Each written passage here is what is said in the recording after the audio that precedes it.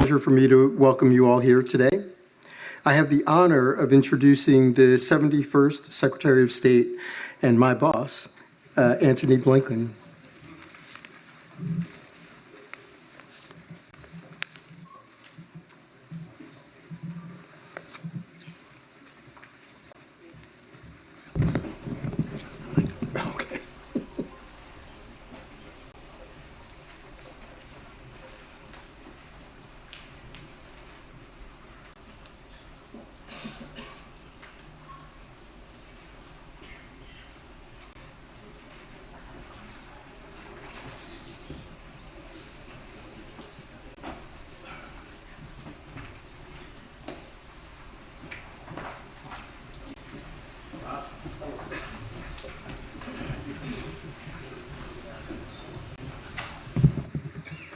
Thank you. Good afternoon. Thank you very much.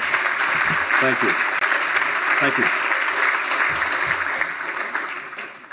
It is genuinely an honor to join all of you as the first American Secretary of State to participate in the high-level session of the UN Commission on Narcotic Drugs.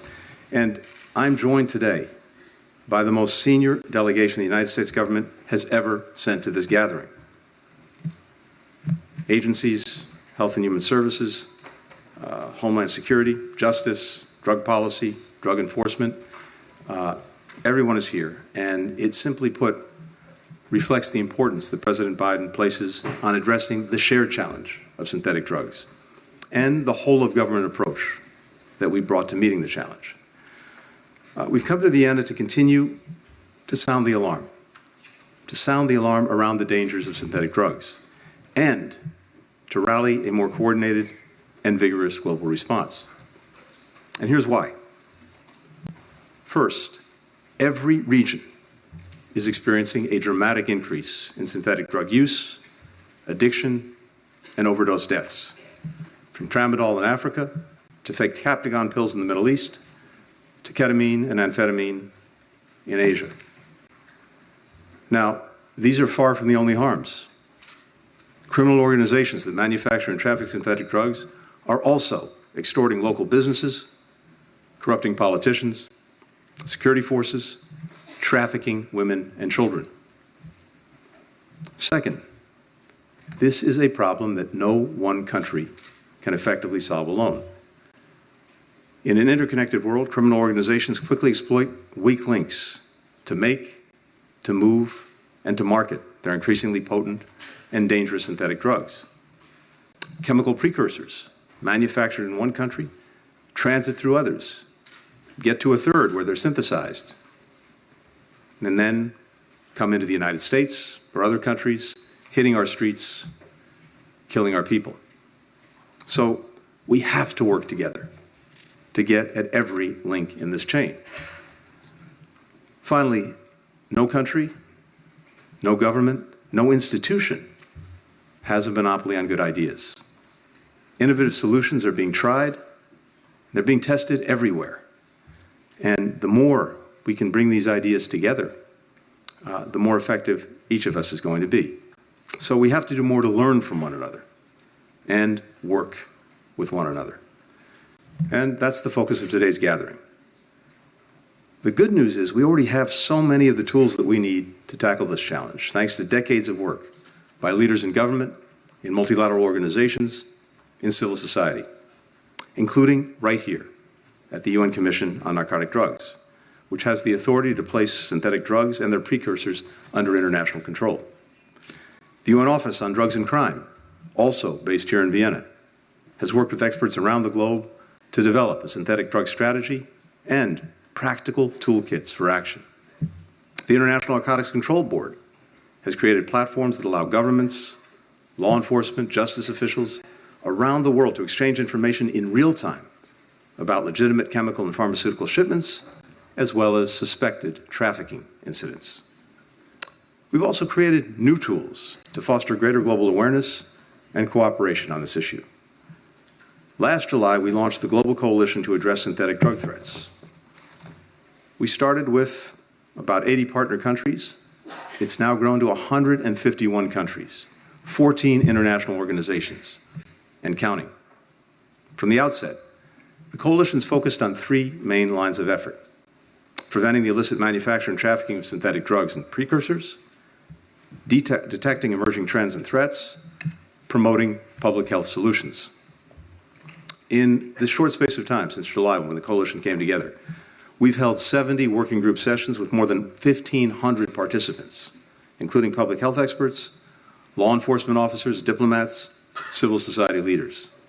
In all, the working sessions generated more than 120 proposals for programs, for policies, for actions.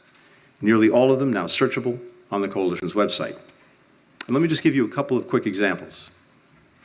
Training countries in how to safely dispose of seized precursor chemicals, and how to collect evidence from clandestine labs that can be used to prosecute criminal groups.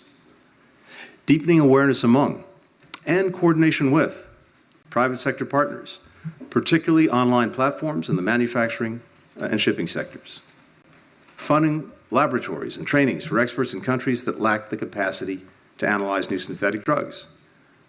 Identifying better treatments for addiction to stimulants, the most widely used synthetic drug with some 80 million users annually. Now we're bringing the coalition to a new stage. We're asking every member of the coalition and every government, every institution, every organization here today to make concrete commitments to address the crisis. That could be passing new laws and regulations, implementing new policies, funding new research, or acting on any one of the 120 initiatives recommended by the coalition's working groups. And because countries have different needs, different capacities, different resources, we will work to marshal support to help countries that have the will to take action, but lack the resources to do it. Here's what the United States will do to support these collective efforts. In September, we committed $100 million to fund global efforts aimed at tackling synthetic drug threats. Given the ongoing urgency of this threat, today we're committing to work with our Congress to significantly expand that support with an additional $170 million next year. We'll continue to put more resources than ever before into addressing the challenge at home, such as our efforts to significantly increase access to naloxone and to prevent overdose deaths as part of a broader health-centric approach for people who use drugs. I mentioned a short while ago that for the first time, the resources we're dedicating to dealing with the demand side will surpass those that we're dedicating to addressing the supply side. We are stepping up to our responsibilities. Over the last 3 years, President Biden has programmed $170 billion to counter narcotic threats. And again, so much of that is at home, public awareness, public health, prevention, treatment. We'll leverage all of these tools to target key drivers of the challenge, such as the request we put forward internationally to control 2 additional precursors of synthetic opioids. And here, we simply have to make sure that we're not only keeping up, but hopefully seeing around the curve, because we know that even as we control ingredients that go into making synthetic opioids, those engaged in that practice are finding new ones, new combinations, new chemicals, and even as we control one, something else may come to market. So we have to stay ahead of this. We'll look to all of you to hold us to our own commitments, and we'll do the same, because we can't afford to come up short. I have the honor and the pleasure in just a moment to hand it over to Executive Director Wally and to Justice Teddy and also our distinguished panel. But let me just, in closing, remind you why we're here.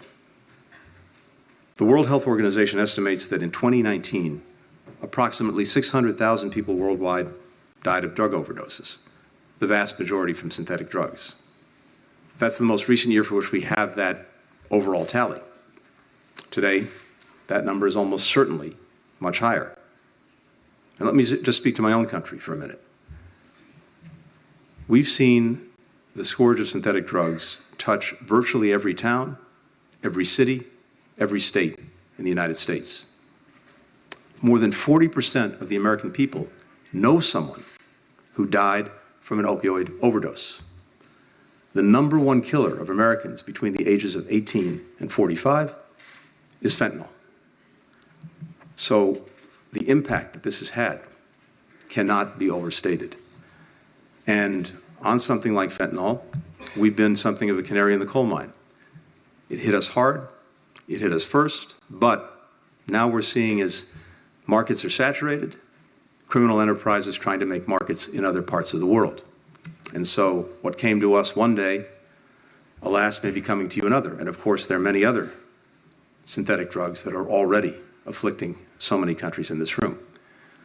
Those numbers are almost hard to digest. So I'd ask you to think for just a moment, not so much of the numbers, but what they represent, of all the losses that they contain, all the pain experienced by loved ones and friends, all the empty seats left in classrooms and at dinner tables, or in businesses, places of worship, all the contributions those hundreds of thousands of people might have made to our shared world if they were still alive.